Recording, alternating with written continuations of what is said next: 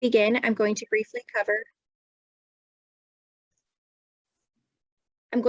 cover some housekeeping items. We are providing today's program to our guests for educational purposes only. This is not legal advice. The speaker's views and remarks are their own and do not necessarily represent those of their organizations. Please note, this webinar is being recorded. I want to draw your attention to the chat engagement tool at the bottom of your screen. This tool will allow you to send questions to the host and panelists. At the conclusion of the webinar, you will be sent a CLE survey link. We value your feedback, so please take a moment to fill this out. If you are seeking CLE credit, you will enter the codes provided throughout the broadcast in the survey. I will now turn it over to Rebecca, who will begin today's webinar. Hi, everyone. My name is Rebecca Hanneweis. I am a board member at the San Diego chapter of the Association of Corporate Counsel, and I'm very excited to be able to introduce our sponsored firm and speakers today. Troutman Pepper, a core component of its practice is skilled appellate advocacy. They have the experience and insight to present compelling arguments to appellate courts at any level, and are regularly appear before the Supreme Court in oral argument and brief, and have won several landmark decisions. They've also appeared before every federal court of appeals and numerous state Supreme Courts and other state appellate courts. Our speakers include Justice Harold Melton, who is a partner at Troutman. He provides actionable insights for clients involved in appellate, state attorneys general, and commercial litigation matters. He served for 16 years as a justice of the Supreme Court of Georgia. And prior to leading the Georgia judicial branch, he was executive counsel for Governor Sonny Perdue and an assistant attorney general in the Office of the Attorney General in the Georgia Department of Law. So welcome, Justice Melton. Misha Setlin is a partner and leads the firm's national appellate and Supreme Court practice. He's an experienced, nationally renowned appellate advocate, having successfully led several of the most high-profile appeals in the country in recent years, including Gill versus Whitford, one of the most significant redistricting cases in decades. And last but not least, Elizabeth Holt Andrews, who's counsel at Troutman. She's a litigator who focuses her practice on complex business and commercial law and class action defense matters. She provides clients with counsel and advocacy in connection with disputes arising out of mergers and acquisitions, consumer finance, services law, and general business matters. And she is also a skilled appellate advocate. So thank you all for being here today, and I look forward to hearing the presentation. Thank you for that introduction, Rebecca, and thank you to the ACC San Diego as well for having us on today. Misha, Chief Justice, the Supreme Court has been in the news a lot lately. Really, almost every day, it seems like we see some kind of headline about something going on at 1 First Street. Really, there's been so much oxygen sucked up by all the political aspects of the court and new justices and all these sort of big ticket social issues the court is going to be deciding in the next term. We are here to tell you all about some of the important work that is a little bit more under the radar, but which is vital to the business community, is just not getting quite the coverage that it even might ordinarily get, given all the other things that are going on in BC at the moment. So we're going to give you all a few statistics from the last term and talk about the court in the COVID era a little bit as we eventually come out of the pandemic. There's been some important changes that are now looking to become more permanent, even as we exit the pandemic. So we're going to talk through some of those, and then we're going to give you an overview of some of the cases from last term that we thought were particularly important and of interest to the business community nationwide, really. And then lastly, we'll give you a very brief preview of just a handful of cases to look for in the term coming up. Michelle, can you move our slides along to the first slide? All All right, these are some statistics we pulled for you. Chief Justice, would you like to take it away on these? Sure, thank you. Glad to be with you folks. And as Elizabeth said, we're just going to give you a flavor. My goal is to give you enough ammunition to arm you for a cocktail party or a reception. Beyond that, you will exceed our warranty. Ideally, you will hear some things that you'll be able to direct your outside counsel to go look up. But big picture statistics, you see the chart on the upper left. The most frequent justice in the majority is Justice Kavanaugh. Now, I'll tell you that it's hard to come up with firm conclusions based on a discrete set of statistics, but that is interesting. And what we know from this is either Justice Kavanaugh is a great leader or he is a great follower. Either he's the one you must have in order to build consensus, or he's the one you don't need to worry about. He's going to jump on. My bet is, none of these justices are shrinking violets. That is a reflection of some ability to build consensus, and also the philosophical alignment that he might have with some of the other justices. On the right is a very interesting statistic about graphics showing the frequency of the writings. And, we tend to think that Justice Thomas is not as active, largely because he has a well-earned reputation of not asking questions. But it is interesting that he is the most prolific writer, both in terms of being on the majority and in the dissent, well, at least combined. But his writing for concurrence opinions is very high as well. The bottom graphic I thought was very interesting. It shows about 68 cases, 67 cases total.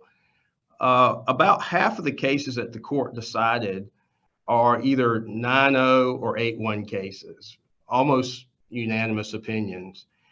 There are about a third of the cases that are either your 6-3 or 5-4 decisions. The cases that we as a community and as a nation really get worked up about tend to fall within that 1/3. So that bucket is the bucket where we really wrestle with judicial philosophies and talk about the factions of the court. That's where all those politics really come into play. But bottom line is, these are very interesting statistics in terms of what they tell you. Maybe not a lot without really combining a whole lot of other statistics as well. So Justice, just to jump in a little color there, most of what gets reported in the press are obviously those 5-4 cases, but as you can see, such a high percentage of the cases are decided unanimously or near unanimously. And it reminds me of a story, the Chief Justice, John Roberts, before he was on the Supreme Court, he was probably the most respected advocate at the US Supreme Court as a litigant. And he lost one of these business cases 9-0, and his client says, John, I paid you all this money. How could you have lost 9-0? And he said, well, because there were only 9 justices.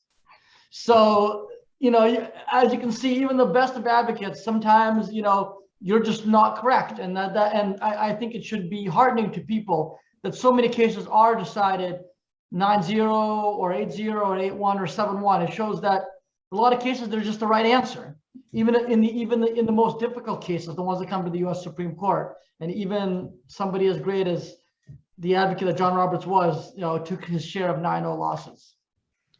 And I think that flows nicely into the next slide, which shows the Supreme Court in terms of public opinion. And right now, as of 2021, 40%, which is one of the lowest points in terms of public opinion. That may sound discouraging. I think it's somewhat refreshing to keep in mind one of the roles that the Supreme Court plays, and that is to be the bad guy in times of political uncertainty or unrest. When things are divisive, it's the Supreme Court that has to come in and say, no, this is what shall be because of the law and because of our Constitution. And that means that they become the punching bag, and they are the release valve.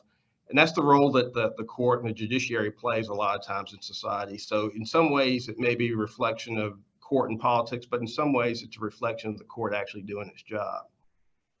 Do you think that some of the efforts at consensus, achieving consensus, that are a reflection of that, Chief Justice, that they see themselves as sort of this this ballast for our government, and so they really try to achieve, as, if not unanimity, as much consensus as they can, and most of the time?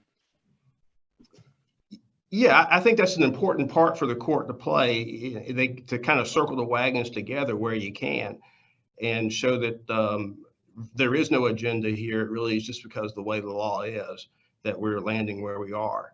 And while it may cause some consternation that the result isn't what people want, there are pathways to getting to those end results, whether it be usually legislative. I think to the extent that there is a center now, I think we do all know that even 2 years ago, that center was the Chief Justice. He was the one who was 97+% at times in the majority, and now that center seems to have shifted a bit to Justice Kavanaugh, maybe arguably Justice Barrett coming up as well. And at the end of the day, that is a rightward shift, I think. Just in terms of their judicial philosophies. But one thing that really surprised me about last year's term, it was really how far the three quote unquote usually more liberal justices are willing to go to bolster majorities in the name of keeping the change incremental, keeping the court together as much as they could. I think it was just 8 cases. Michelle, if you go back to the previous slide, I believe it was just 8 cases that were 5-4 the whole term. And to me, that shows a real commitment to try to achieve, if it's going to change at all, slow the pace of change. Elizabeth, what I'll say, and obviously I clerked at the Supreme Court, quite a while ago now, so some of the justices have changed. But, obviously it was a different ideological makeup then. Justice Kennedy was the center of the court. But I think we saw a similar number of 9-0 and 7-1 decisions. I think maybe sometimes, in some of the hot button cases, you might see, Justice Kagan especially trying to hem it in. But I would guess, and I think we'll see in some of the cases we talk about here, that the real reason of those 8-1 and 9-0 cases is that was just the right answer. And, the justices, they go into their conference and they all give their votes. And, a lot of times the justices would come in and they would just come out like we were unanimous. And that's what everybody thought. And including sometimes they were unanimous against the position that all 4 of the clerks in my chambers had told Justice Kennedy that the court should take. So I do think that one can overemphasize some of these considerations. I think that especially as the political temperature is lowered on a case, the more likely those votes are to just reflect what the justices genuinely think is the correct answer under law, without regard to any considerations of the kind that may play in, a high-profile religious liberty case and things of that sort.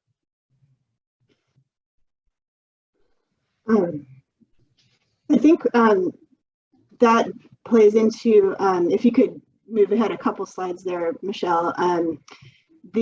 Some of the trends that we see from the COVID era, I guess, is about a little over 1 full term.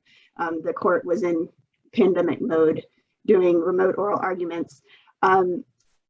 Looking back over that interlude in the court's history, first of all, this presentation would not be complete without a mention of the infamous flush. I believe it was the very first oral argument by the telephone.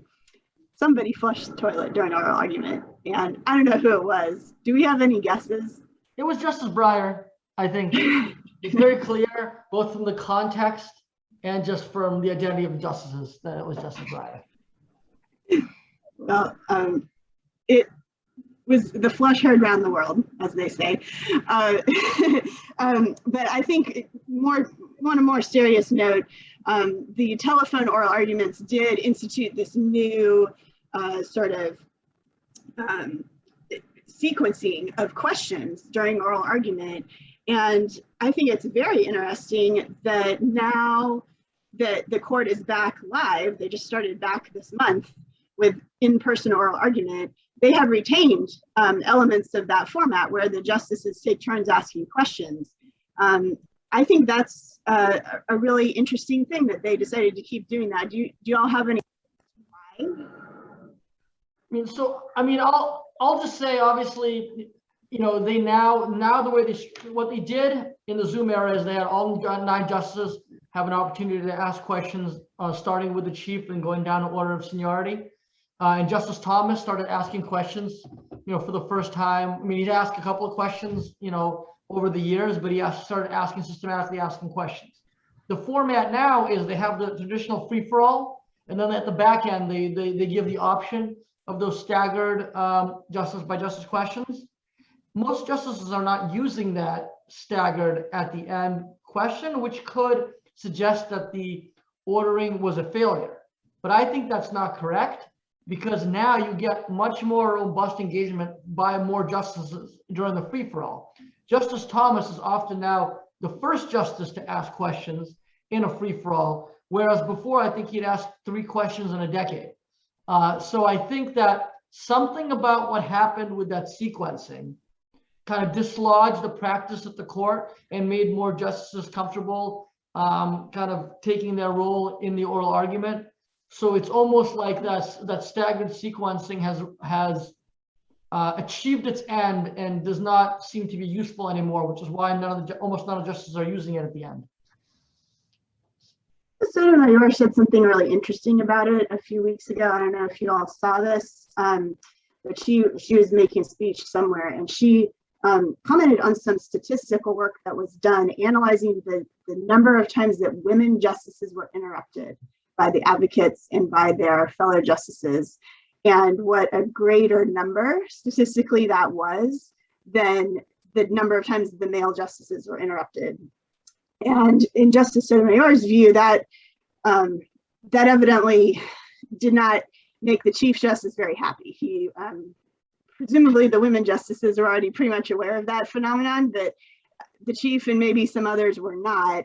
And she suggested in the speech that she felt that statistical work was at least one reason why they tried to retain some of the structured question time. Whether that ends up sort of dying a natural death, I guess we'll see. But I did think it was interesting. She specifically cited that research as influencing the court's practice. Well, it's nice that they figured out how to involve more justices while being sensitive to the desire not to dominate the time of the argument, either so the other justices can't participate, and but still allow the attorneys to argue their case. And it seems like they've done a lot of nice work to get in that, to find that sweet spot.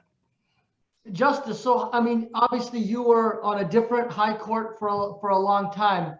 How, as an outside observer of the U.S. Supreme Court, how would you assess, how arguments have worked there, oral arguments, versus what you saw at your court?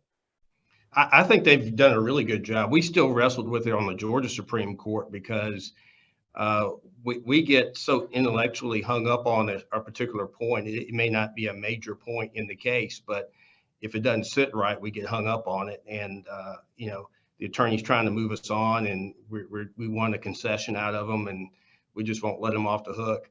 I think the Supreme Court has really done a good job of involving and engaging without dominating the argument.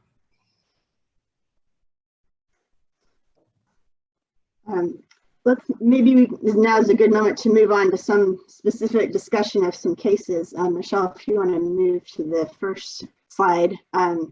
We're starting with Transunion, which was probably the biggest blockbuster of the last term. And Misha, you did an amicus brief in this, I believe. Would you like to tell everyone about this case? Elizabeth, you always have the best pictures for our presentation here.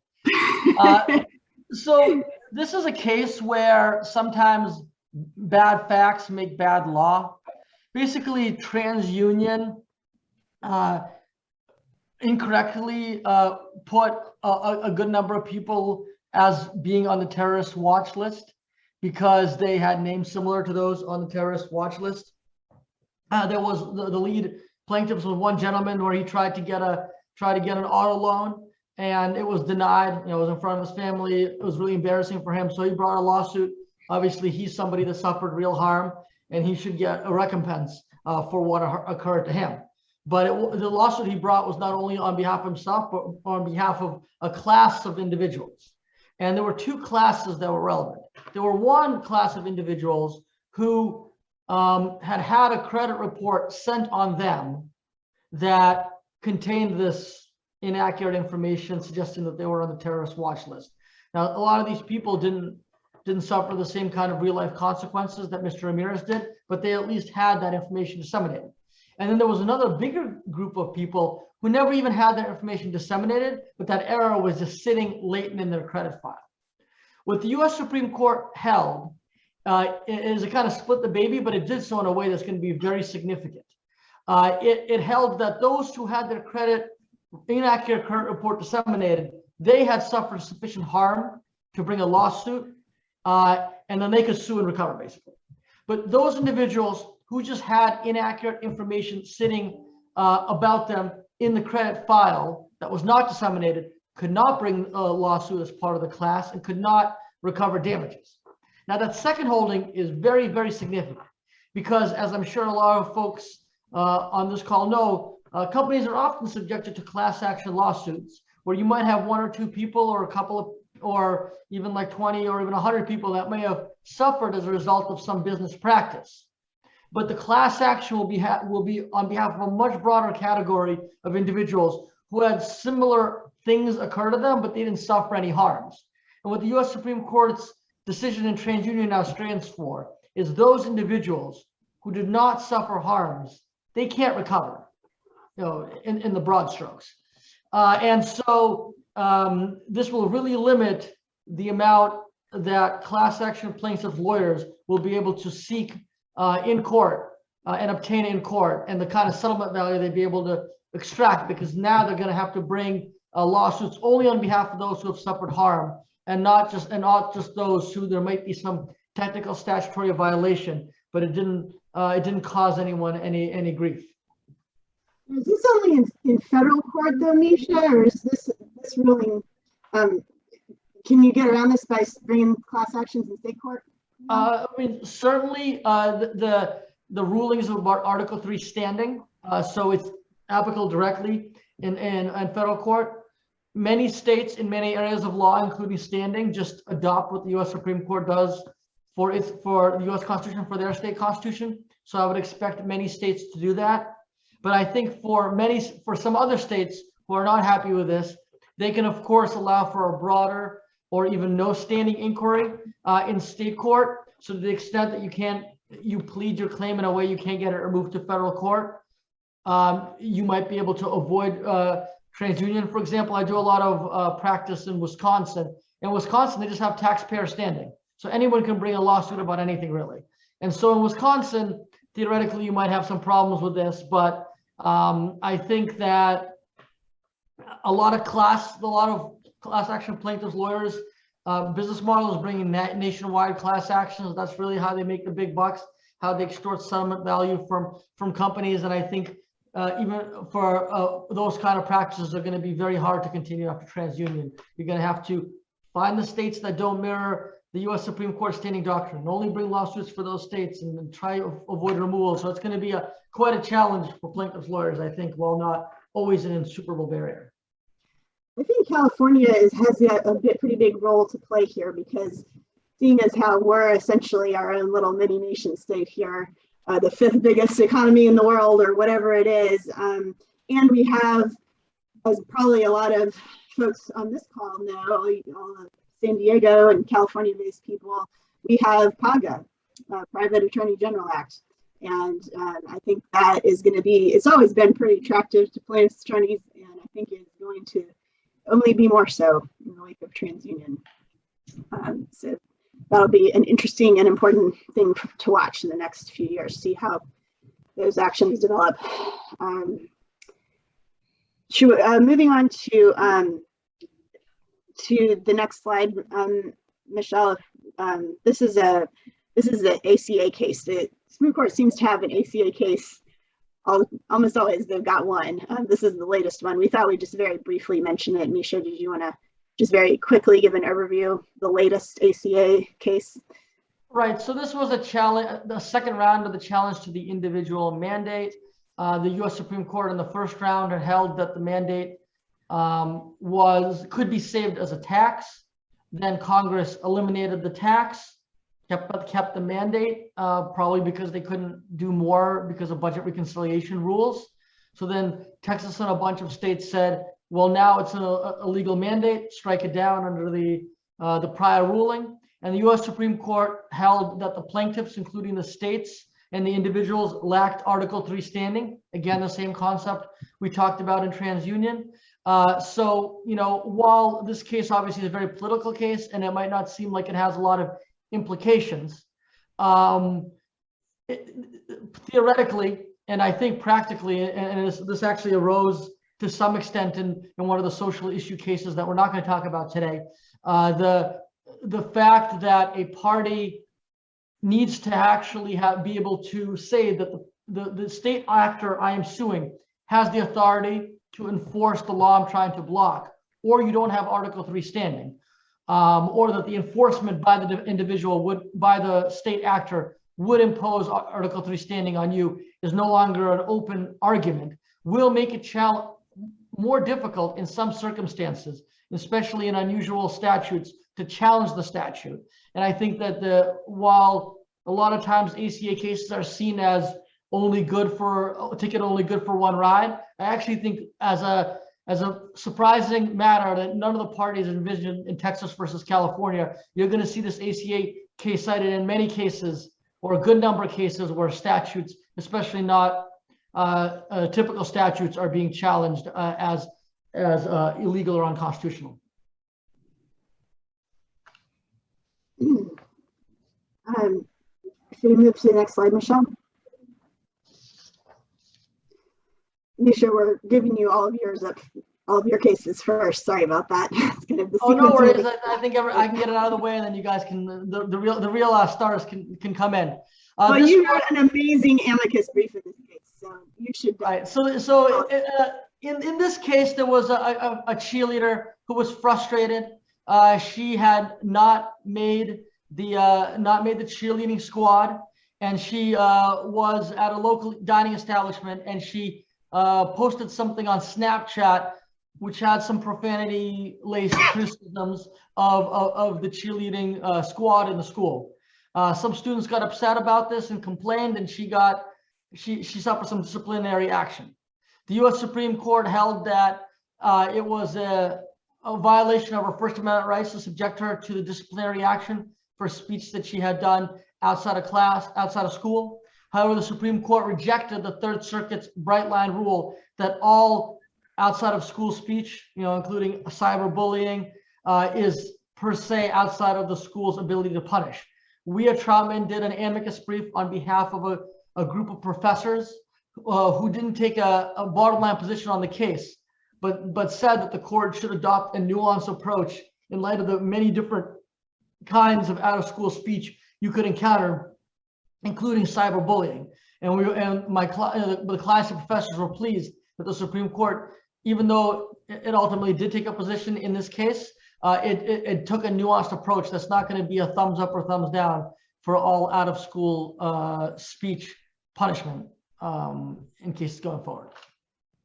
Yeah, I think it's good. It's a good right outcome, but I also worry in these types of situations about getting too nuanced. At least a bright line rule, like here's a picture. This is the actual cheerleader named Brittany. Like, what does she know about the nuance? That the Supreme Court may or may not be building into the analysis. She just wants to vent on Snapchat. How does she know what to do? How does she know what's protected? This is a real challenge in constitutional law. Justice Scalia, before he was Justice Scalia, when he was a professor, he wrote a very famous article entitled "The Rule of Law is the Law of Rules," making the argument that open-ended balancing tests and things, multi-factor tests of the kind that later Justice Breyer would love, are not conducive to the rule of law for the reasons that you just said, Elizabeth. On the other hand, there is a real loss of correct outcomes if you adopt a bright line rule, because all bright line rules are either under inclusive, over inclusive, or both. So sometimes when you are implementing broad protections like, Congress shall make no law, bringing the freedom of speech, or, no state shall deny the equal protection of the laws, having bright line rules that govern every case does not accurately reflect the constitutional guarantees and protections of our liberties. Where do you fall on that spectrum, Chief Justice? Well, there's always a desire for simplicity. The reality is law is not simplistic. And you really do want to be able to be specific as much as you can, especially if you like narrowly tailored decisions.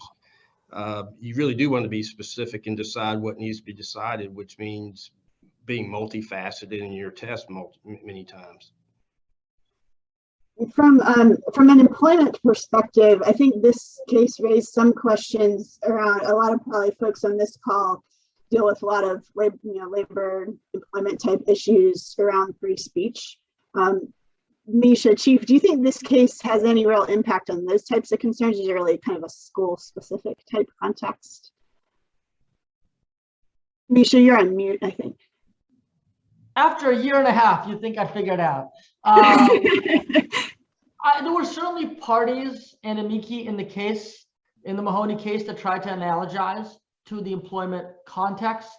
We in our amicus brief didn't do that for the professors, and the Supreme Court didn't really do that in its opinion. I think there is a recognition that the relationship that the school stands to the student is very different than the relationship that an employer stands to the employee, especially with the complication of the parental rights as well. So I think that, the reach of this decision outside of the school context is going to be fairly limited. I wonder if we'll see another case coming up in the next 2 years with similar facts, except in the employee context. That might be the next frontier in this type of issue. So should we move to the next slide, Michelle? So we are very lucky to have the Chief Justice here to tell us about this case, because he had a lot of involvement. Yeah, so our water wars in Georgia against Florida and Alabama began in the early 90s. And around year 2000, 2002, I was executive counsel of Governor Perdue. And so in the course of that, I became the lead negotiator for Georgia under the compact, which is the congressional authorization to negotiate and reach a settlement with Alabama and Florida. And this particular litigation was just with Florida. And so as lead negotiator, I saw the demise of our negotiations and the expiration of the compact, which then left us with facing the threats that Florida had made all the while during the negotiations, which was, if we don't get what we need, we're going to sue. And we're going to sue in the Supreme Court, which is the court of original jurisdiction when a state sues another state. And so they ultimately did that. And, so your question when you go into that kind of litigation is, boy, I hope we didn't just get thrown into the frying pan here.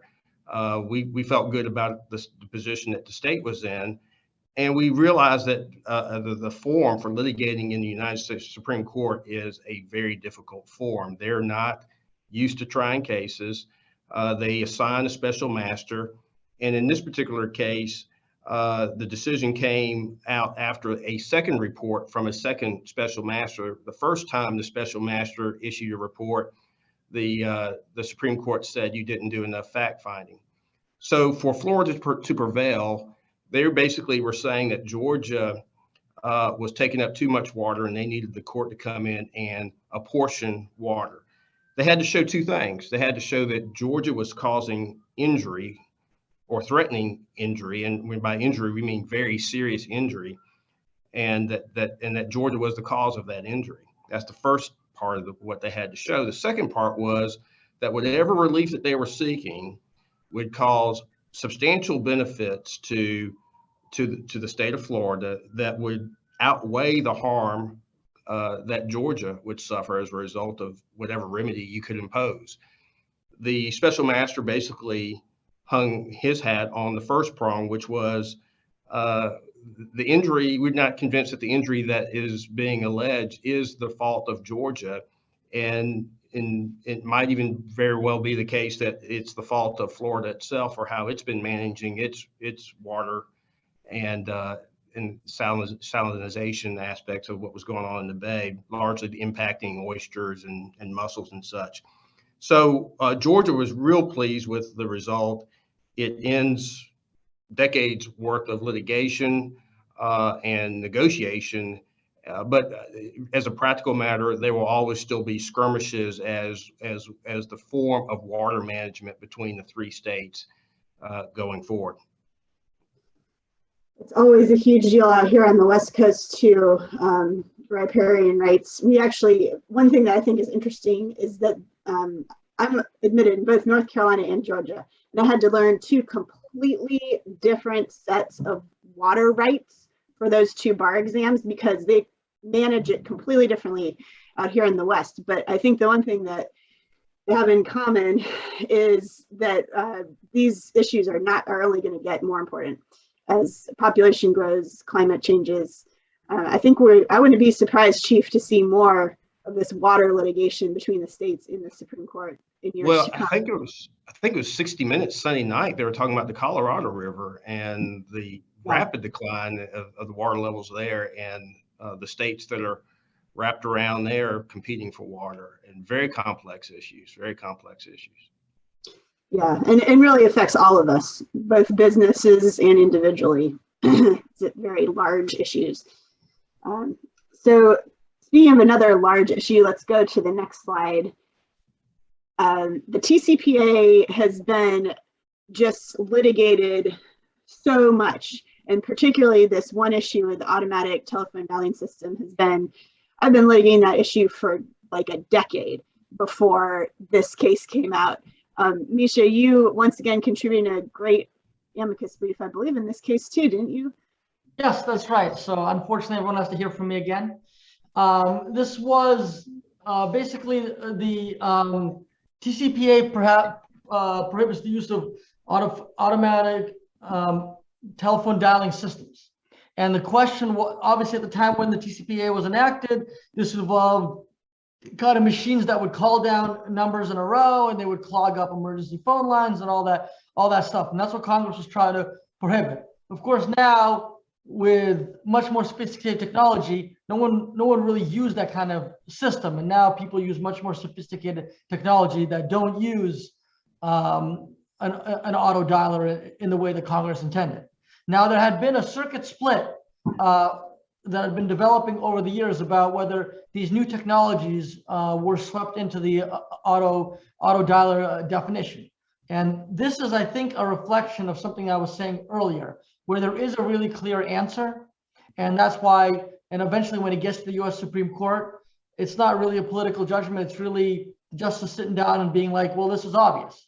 You know, as I had been looking at the statutory text and the cases that I had litigated against on this, it seemed clear to me that in order to qualify under the statutory definition, you had to be using randomly or sequentially generated numbers. That's really what the statutory definition provides.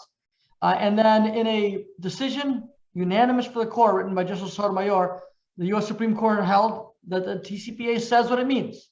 If that definition now doesn't prohibit a whole lot, that's an issue for Congress to address.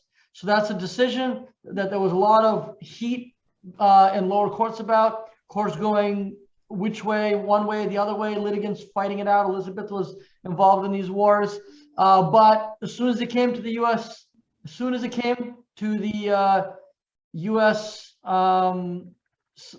Supreme Court, the court had no trouble deciding the statutory text means what it means and deciding it on a unanimous basis. My understanding is that Facebook's technology was storing users' phone numbers, and if the user opted in, they would get an automatic text message if their account had been compromised. I believe that was the underlying technology. So is the court saying that is not an ATDS? Yes, because Facebook was not generating that with a random number or a sequential number. It was doing it off a pre-stored list. You know, almost all of these auto dials now are done on a pre-stored list. Now, lest everyone here get really worried, there is a separate prohibition against robocalls, which is where you don't have an actual person speaking to you. That is still prohibited, and it doesn't have to be an automatic dialer to be prohibited. So let me give you a hypothetical. This is drawn from real life. So I'm sitting in my office, minding my own business. My cell phone rings. It's Joe's Pizza, and I am getting a free delivery. I get all excited. Turns out it's Misha. He's prank calling me again. And don't deny that you did this, Misha. It happens. Does he do this to you, Chief Justice? Do you get prank calls? Not yet. I'll put you on my list, Chief Justice. So saying you selected my name and you didn't personally punch it in, you just selected it from a list you had in your phone. Do you owe me money right now? Do you owe me statutory damages? It is arguable that under the definition that some circuits had adopted, there could be some argument depending on how I dialed you. If I had done it with some automated manner, that I would owe you money. But under the definition that the Supreme Court adopted now, that's just off the table. I did not generate your phone number sequentially or randomly. I generated your number because you foolishly gave me your phone number so we could talk law. And so now, because now I got your number that way, it's from my pre-stored list on my phone. It's not random or sequential. The TCPA would not apply to that kind of conduct. That is a departure. I was very grateful to see the court wading into this area because it's just been litigated for so long. And Chief, I'll watch out for those calls. They get me every time. So let's move on to the next slide. This case is a really good example of what Misha's been talking about throughout this presentation about sometimes it's just a unanimous decision that the answer is obvious to the entire court. And the reason we have this little meme up is that this case really pretty much rehashes existing law that we all learned in law school, specifically the Volkswagen case on personal jurisdiction. What happened was there were these accidents involving Ford vehicles in Montana and Minnesota, and Ford argued that it wasn't subject to personal jurisdiction in those two states because neither car was manufactured there, it wasn't designed there, it wasn't purchased there, they just got into accidents. That Ford was saying, well, there needs to be a title causal connection, quote unquote, between the event and the defendant's conduct. And the court said, no, that's way too narrow reading of specific personal jurisdiction. And Minnesota and Montana could in fact hear those cases. Again, Ford could be hailed into court in those two cases. So there's really not a lot of new ground broken here, but it is an example. This got argued all the way up on, I believe it was on writs. It was, not final decisions. You can see the case posture as Ford versus the court, which indicates that it was not an appeal from a final judgment. It was an appeal from a very early writ where Ford, I believe, moved to quash their subpoena or their summons and argued they shouldn't have to be in court at all. So this case is now going back. Ford versus Montana is a lot less exciting than Ford versus Ferrari, I suppose. Yeah. Sorry, I had to get that in there. Appreciate that. Okay, let's move on to the next slide. Chief, I believe this one is yours. Yes, thank you. This was assigned to me based on my athletic prowess. We have here Division I athletes, football and basketball, filed suit against NCAA, raising antitrust claims. And Supreme Court really divided up the issues. They are what they call non-cash related benefits and cash related benefits. Non-cash related benefits are computers, musical equipment, things that colleges calculate as the cost of attendance within the bucket of what it costs to attend school. And then, of course, cash benefits, you know what those are. Those are just cash payments. And this litigation really focused on the non-cash educational benefits. And what the court said was, first of all, you know, there is a significant amount of money being raised in college sports these days. And there are significant restrictions on the marketplace by the NCAA restrictions. And what they're wrestling with is the notion that tradition in the past had some sway over enforcement of the Sherman Act. And what they all seemed to agree on, 9-0, was that we're not going to let the tradition override the Sherman Act. And Justice Gorsuch actually wrote that the court might even be open to going further. But they said the restrictions on the educational non-cash benefits are impermissible and violate the Sherman Act, and therefore they cannot restrict payments, benefits such as computers, science lab equipment, musical instruments, things that students need to attend school. And they may even go further. But the main point of this case is it signals an adherence to the Sherman Act, notwithstanding tradition. So are gifts of athletic equipment permitted? I don't think there are restrictions on athletic equipment. At least there are no restrictions on athletic equipment related to the actual sport that they are involved in. There probably are restrictions if on receiving Callaway golf clubs and things along those lines. I was thinking of Rebecca, Callaway Golf Club. And I actually believe, in addition to Rebecca, we have a number of folks from the sports equipment industry on this call. So I think that case could wind up being pretty relevant to certain sectors of the sports economy. Okay, let's move along to the next slide, which is, I believe, our CLE code, or the first one. It is Appellate 2021. So for those of you who want to submit this presentation to get an hour of CLE credit, there is your first code. I think we have one more at the very end. I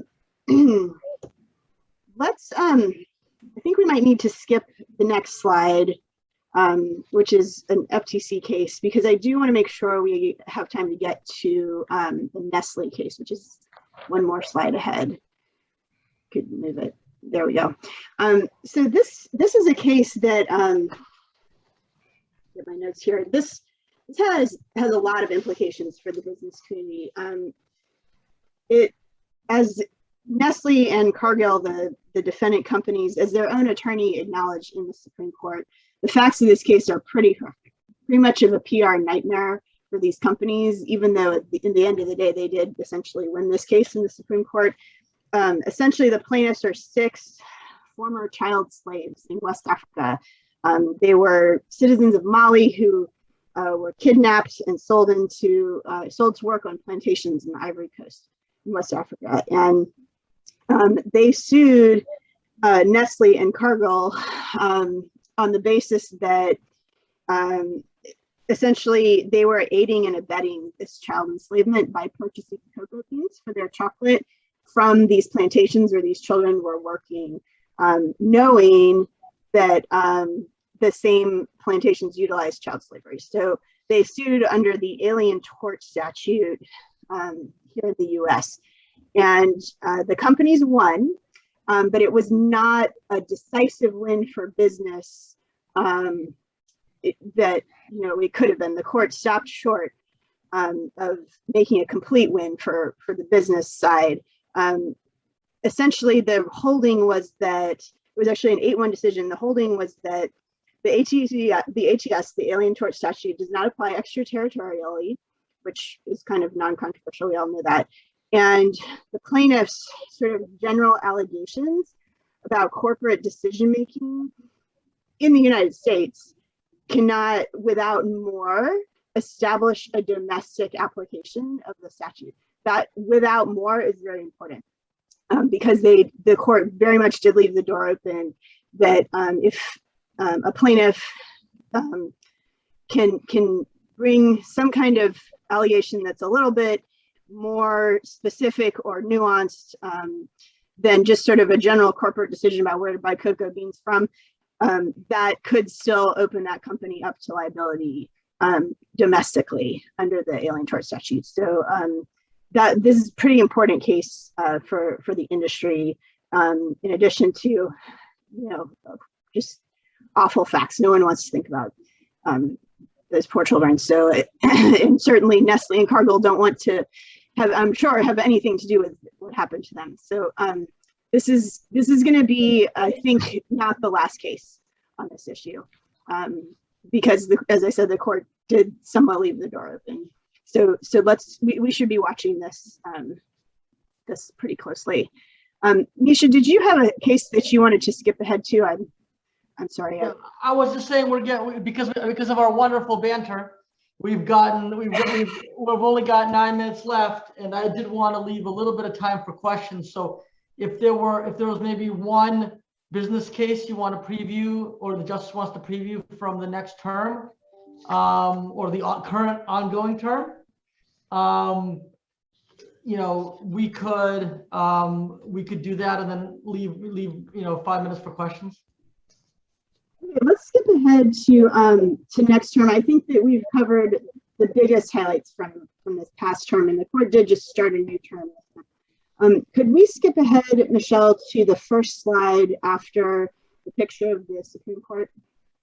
It's a case called Badgerow. We had all these great cases and slides to talk to you all about. We always run over, but okay, next one after this. Yeah, let's stop here for just a quick second. I'll just say a couple of very quick words about this one, because arbitration agreements are a big deal, both with respect to employment law, as well as other kinds of business disputes, and particularly in California, just constantly being litigated. I just had an opinion come down this morning in one of my employment appeals about the severability of an arbitration clause, and this case is coming up. It's going to be argued pretty soon. I guess that's next week, November 2nd, and it's a little bit technical, but essentially it's about whether courts. It's about federal courts' enforcement of arbitration awards, and whether or not federal court has jurisdiction to do that under the Federal Arbitration Act. So for those of you who follow arbitration issues closely, you should keep an eye out for this. It's, like I said, being argued next week, and probably will come out. I don't know if it's argued in November, Misha, it probably won't come out before the end of the year, will it? Probably be sometime. Especially if it's a divided case, you're looking at May or June. Yeah, could be a long time. I don't know. I don't have a good read on how controversial this is, but I guess we'll see. Okay, well, with that in mind, let's skip ahead to our final CLE code, just to make sure everyone gets that. Couple more slides.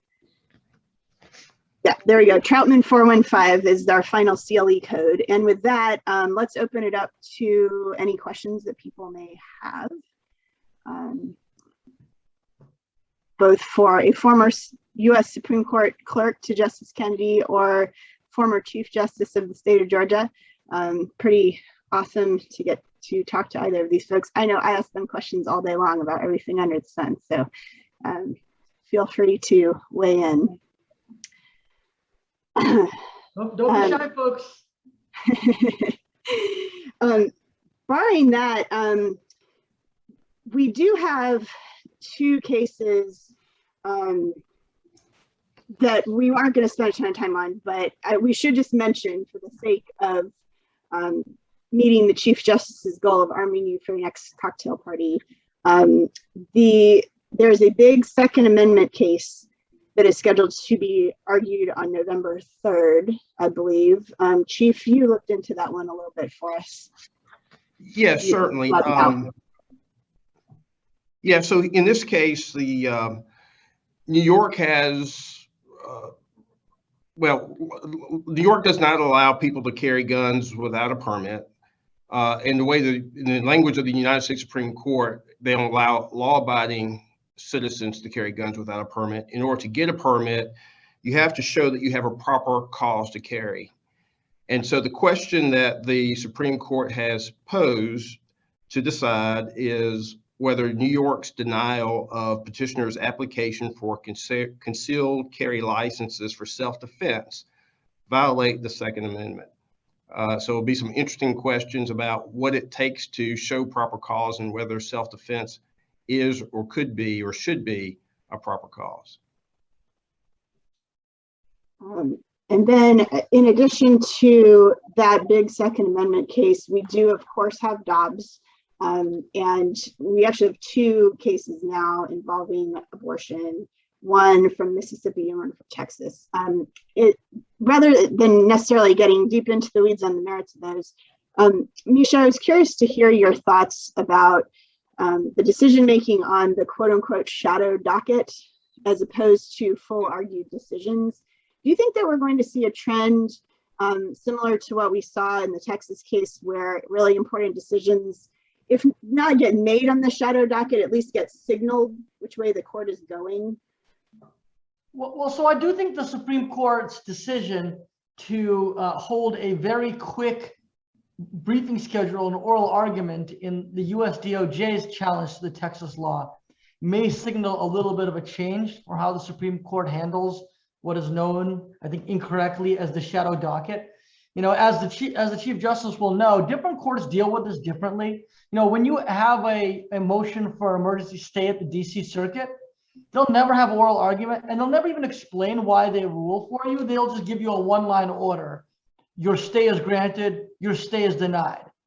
Almost always. You know, at the Wisconsin Supreme Court, where I practice pretty regularly, you'll often have what the US Supreme Court does here. You'll have the briefs, you'll have an emergency issue come in and the court wants to allow counsel to present in person because of the importance of the case. You'll get a breakneck briefing schedule. You appear in oral argument. I understand that the Fifth Circuit a lot of times does the same thing. Other courts are different. So what the US Supreme Court was doing before, like maybe 5 years ago, was closer to what the DC Circuit was doing, which is that they would issue really short one-line orders on shadow docket. And the challenge with that is that you wouldn't get the Supreme Court's reasoning.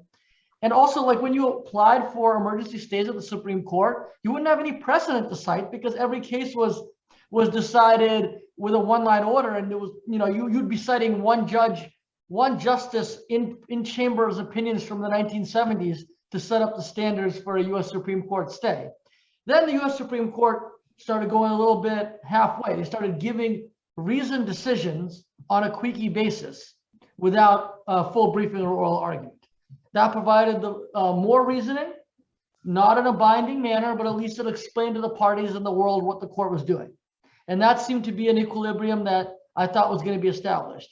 But there has been a lot of heat for the Supreme Court for doing that, for these very important issues. So maybe what we're seeing with the setting of the Texas case for such quick briefing and argument is where it's possible you don't have an election coming up, so you got at least, you know, a week or two to make the parties brief really quickly and to come in for an in-person oral argument. But I will make the following prediction. Regardless of how the court adopts this practice, it will not, and I repeat, not adopt this practice in the summer. I believe in the summer, it will continue to issue decisions without holding oral arguments because the justices really like their time not at the court in the summer. Now, I could be wrong. Everyone could think that I had egg on my face on that, but I would be very surprised if the justices were holding in-person oral arguments in the summer. We've had two quick questions bubble up just with the 1 minute that we have left here. The first one is one person wondered if we had any comments on future retirements. I think it's all very speculative and really hard to say. There's a lot of pressure on Justice Breyer, but You know, he's pretty impervious to that kind of stuff. So I think it's just too hard to make any predictions. We had one other question about state redistricting, which is definitely a major specialty of Misha's.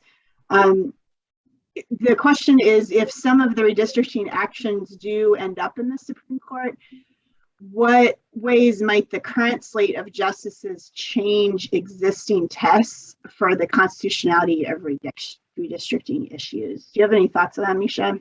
Yes, I have many thoughts on it. Sadly, we have negative seconds, so I will just flag everyone the following. There is a real tension in the Supreme Court's case law between Section 2 of the Voting Rights Act on the one hand and the Equal Protection Clause prohibition against racial gerrymandering on the other. Basically, what the Supreme Court has said is states can't consider race when they're redistricting, but they must consider race to comply with Section 2 of the VRA. And that is a real tension, and there's really not much daylight between those two requirements. Basically, states have to get it perfect. If they consider race too much when the VRA doesn't require it, they're going to get struck down. If they don't consider race when the VRA requires it, they're going to get struck down. So I think the real action, a big area of action at the court in the next decennial, probably in the next 2 years, will be whether there is any breathing room between Section 2 of the VRA and the Equal Protection Clause, and whether the court is going to move to a more or less race-conscious, permissible considerations in this area of law. I think that's really the big battlefield in redistricting, because obviously political gerrymandering is off the table at the federal level, and one person, one vote is pretty easy to apply. So it's really that's really where the rubber meets the road, and you're going to have some big ticket cases in that area coming up in the next couple of years. Misha's being modest. He is one of the country's foremost experts on this exact area of law. So I fully expect he'll be right in the center of that battlefield in years to come.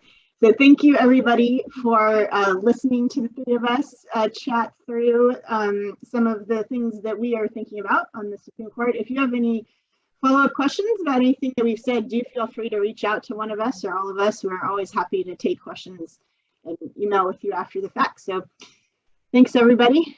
Hope to see you again soon.